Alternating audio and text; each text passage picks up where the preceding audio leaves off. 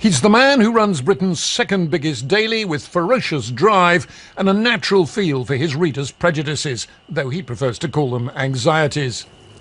Paul Dacre rarely appears in public, but today he came to the Leveson inquiry and lived up to his reputation as one of Fleet Street's most combative editors and one with a clear sense of right and wrong. Otherwise, the other thing I want to ask you about that's in the news a lot at the moment is phone hacking.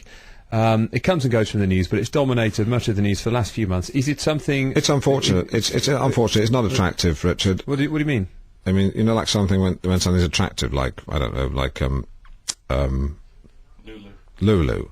Thanks, Graham. When something's attractive like Lulu, then that's attractive. And something like Andrew Lloyd Webber, in the morning, for example, is very unattractive. Phone hacking's like Andrew Lloyd Webber. Exactly. celebrities share for sports people and make a lot of money by revealing their lives to the public. I believe newspapers should be given some latitude in looking into their lives when they err. Sorry, by err, do you mean morally? Well, we're then going into a definition of what morality is, aren't we? But one thing that really bugs me is when people try to drag Paul Dacre from the Daily Mail into this. He's the editor, isn't he? He's the editor of the Daily Mail. The people trying to drag him in. That has nothing to do with this. And yet people keep trying to drag him into it, saying the Daily Mail must know about this kind of thing. And it's rotten as heck, because I'm sure, I know Paul, he's a lovely man, I'm sure he'd be all more than happy to stand before a public inquiry and say under oath that his newspaper had no knowledge of these things, because he's that kind of man. And I'm sure equally responsibly, I know, I'm almost certain, I mean, I'll bet good money on it, that he's told all his staff to preserve all the emails they've exchanged over the last few years. So that should they become subject to any kind of scrutiny, they'll have all the information ready for the police. That's the kind of guy he is, Richard. He was asked about a Jan Moyer article about the death of Boyzone singer Stephen Gately. Thousands complained it was homophobic, but other papers carried similar stories. He'd brought examples with him. I did have sex with Stephen on the night he died. Cops, Stephen had smoked cannabis. People have a go at Paul Dacre, but do we really want to see the Daily Mail go to the wall? If the newspaper did, who would be there to stand up for the persecuted minority of people from fairly comfortable areas who are middle-aged and not coloured? I mean, not persons of colour. That's what I meant, which is a term that's acceptable in America. Obviously, coloured is an offensive term. No, I would never use the word. No, it's well, you just did, didn't you? You should use the word coloured. Well, I did. Last week, Baroness Hollis complained about Mail coverage of a knife attack which left her daughter Abigail Witchells paralysed. Paul Dacre said the coverage had been compassionate and superbly sensitive. Isn't it a bit much of a coincidence, Mr. Dacre, that at the very time of this article about flirtation with a posh film industry woman, that there was a plummy-voiced English woman who was an executive assistant in the film industry, who was leaving Mr. Grant silly or flirtatious messages on his voicemail late at night about meeting up about a Warner Brothers film? Do you understand what I mean by that? I'm not going to comment on coincidences. But I mean, if it weren't for the Daily Mail, how would I know? Who would be fighting against the constant stream of asylum seekers who comes into the country? No one. How would I be able to monitor the value of my house? I've no intention of selling it, but the value of my house is very, very important to me. in these circumstances, Mr. Dacre, can you honestly be 100% certain, having looked into it, that this story was not based on information which had somehow been accessed from Mr. Grant's I can be as voicemails? confident as any editor, having made extensive inquiries into his newspaper's practices and held an inquiry, that phone hacking was not practiced by the Mail on Sunday or the Daily Mail. Who would be standing up for, the people who have to... People in the top tax band.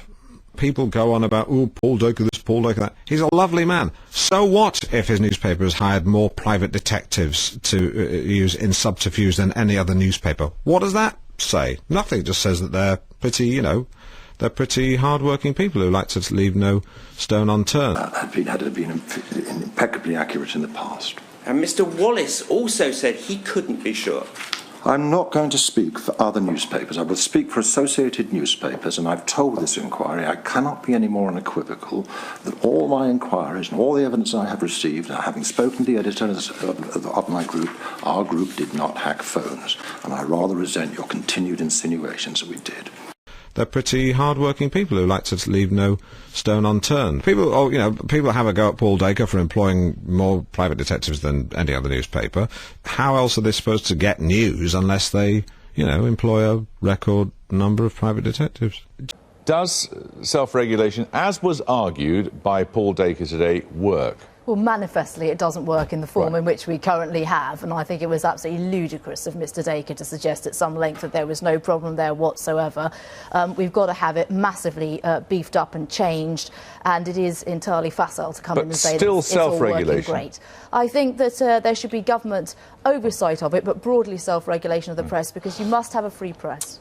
Well, I think the Press Complaints Commission that you tried to defend palpably failed in the biggest single test of its existence in the last 20 years with the hacking scandal. It did nothing. The only reason that has come to the fore is because of tenacity from certain celebrities and the Guardian newspaper, who decided to pursue this. And fellow journalists, therefore, operating under a system of self-regulation. Yes, but and those journalists are to be applauded. I don't have a problem with those journalists. It's the ones that do the muckraking I have a problem with. Now, Paul Dacre argued, quite plausibly, did he not, that the best guarantee of a free press is a commercially viable press. Well, a commercially viable press, a free press, a press led by the market, has led to the hacking of Millie Dowler's phone and the hacking of victims of crime phones. So that's what leaving it to the market does. That's what we get with that.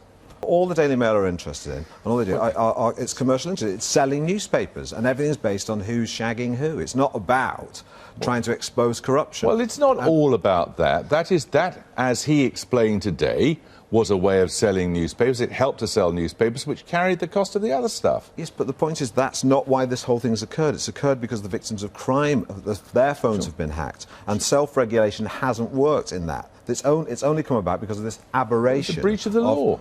Yeah, because people broke the law. Yes, but it was only uncovered because people... It was nothing to do with the Press Complaints Commission that exposed that. I think that polarising this into it's either freedom of the press and intrusion into people's lives or not is the broadsheets colluding with the tabloid press in a way that makes them unwitting stooges of people like Paul Dacre and News International.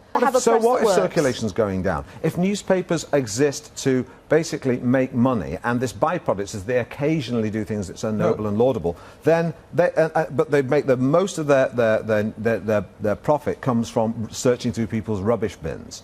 Then they deserve to go to the wall. Why does it hurt you? It doesn't. It's not about hurt. I'm not here for me. I'm here because of other people, not famous people, people who are defenceless, who can't afford to go to the courts to defend themselves, whose lives, in the case of that tabloid journalist a few years ago, he said, we ruin lives, we ruin people's lives. That's what we do. That was a rare moment of candour from one of the tabloid newspapers. But as far as you're concerned, they can say what they like about you. You're acting on behalf of others, you say?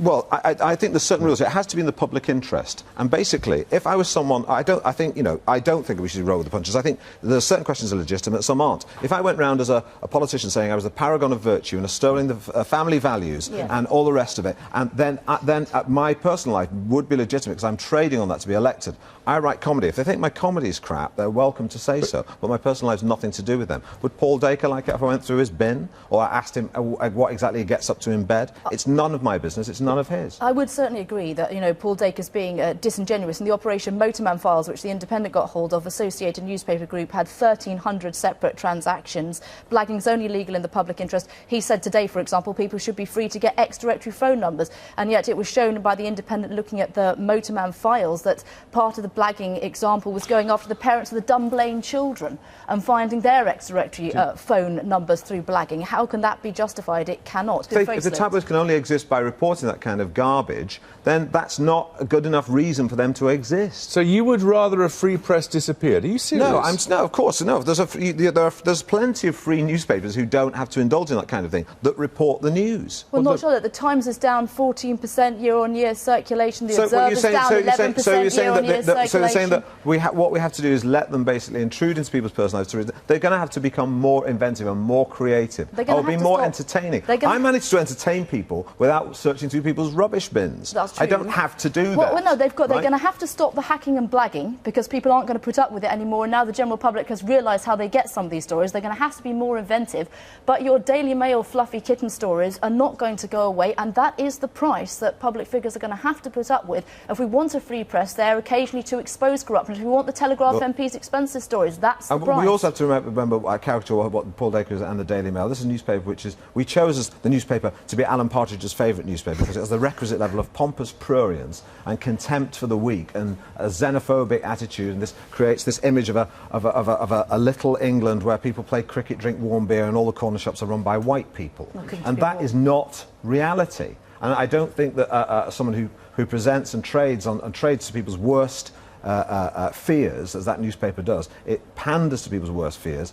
I don't believe it deserves to exist. If the Daily Mail went to the wall tomorrow, I'd be delighted. There's lots of other better newspapers.